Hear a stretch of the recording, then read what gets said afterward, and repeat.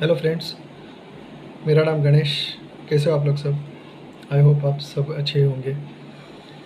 आज मैं बात करूंगा न्यूट्रिशन इस सब्जेक्ट के बारे में। न्यूट्रिशन जिसको अपन हिंदी में पोषण कह सकते हैं।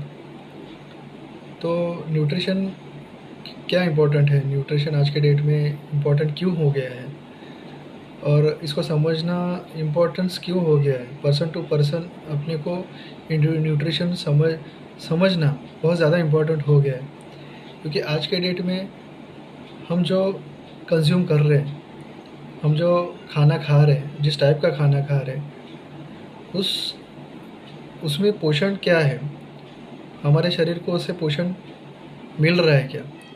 एक्चुअल में जो हमारे शरीर को जो चाहिए, वो शरीर को उस न्यूट्रिशन जो हम कंज्यूम कर रहे हैं खाना, उससे हमने वो चीज़ मिल रही है क्या जो हमारी बॉडी को ज़्यादा इम्पोर्टेंट है। ठीक है, तो न्यूट्रिशन ये समझने के लिए हमें हमारी बॉडी को समझना बहुत ज़्यादा इम्पोर्टेंट है पहले। तो हमारी बॉडी को समझने के लिए हमें समझना पड़ेगा कि हमारे जो ह्यूमन बॉडी है, जो हम खाना खाते हैं, वो खाने से हमें एनर्जी मिलती है और हम हमारे डेली के जो काम है वो कर पाते हैं। तो हम खाने में क्या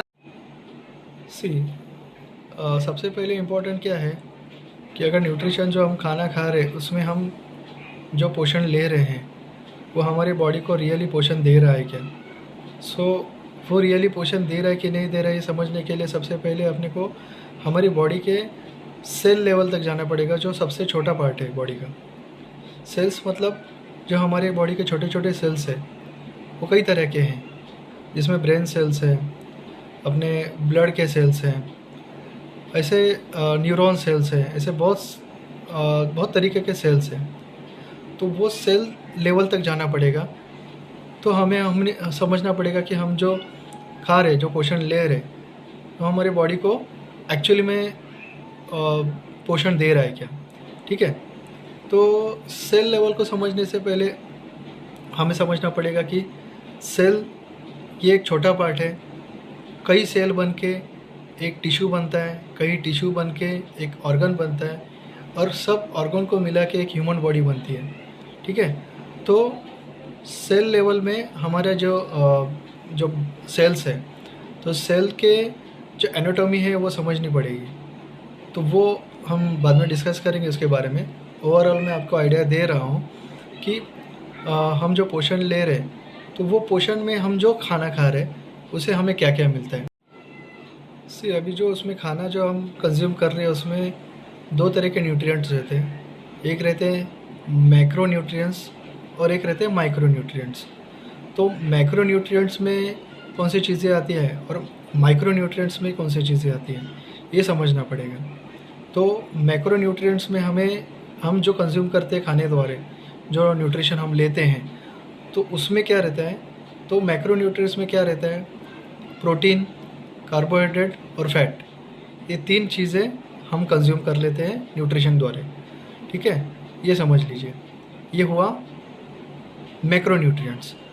अभी दूसरा है माइक्रो न्यूट्रिएंट्स, जो छोटा पार्ट है, जो हमें न्यूट्रिशन खाने द्वारा हमारे शरीर में जाता है, वो रहता है माइक्रो न्यूट्रिएंट्स, रहता है vitamin and minerals.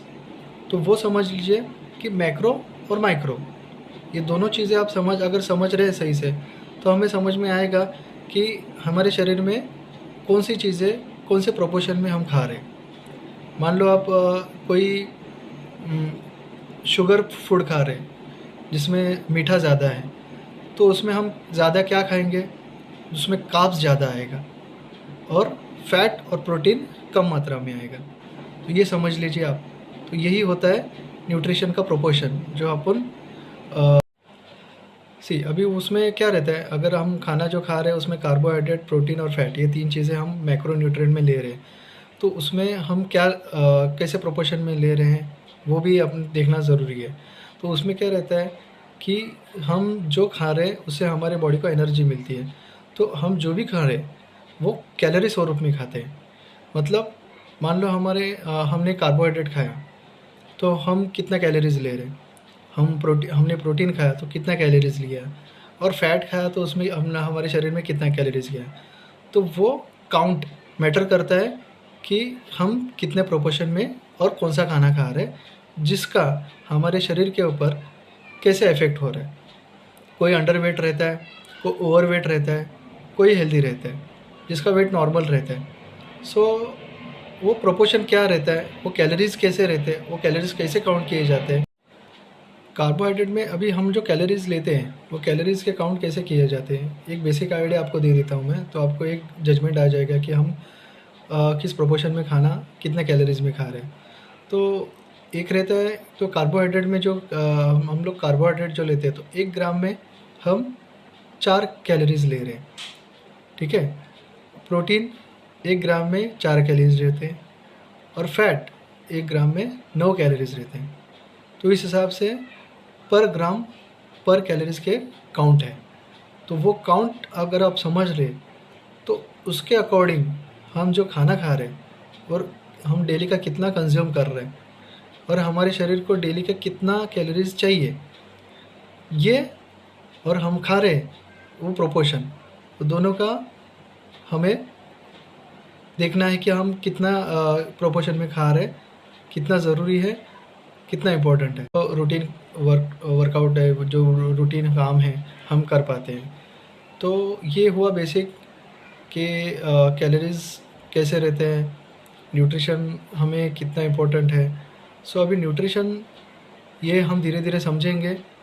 I hope ये वीडियो आपको एक बेसिक आइडिया दिखे गया होगा। अभी मोस्टली आपको तो बेसिक आइडिया आ गया होगा न्यूट्रिशन के बारे में। तो हम धीरे धीरे समझेंगे आगे कि न्यूट्रिशन ये हमारे बॉडी को कितना इम्पोर्टेंट है और समझना कितना इम्पोर्टेंट है और समझने के कितना रीज़न्स है। सो आगे हम इस बारे में बात करेंगे डिटेल में। आई होप आपको वीडियो अच्छा लगा होगा। तो आप नेक्स्ट वीडियो में हम मिलेंगे बेसिक न्यूट्रिशन को लेके, सब्जेक्ट को लेके, ठीक है।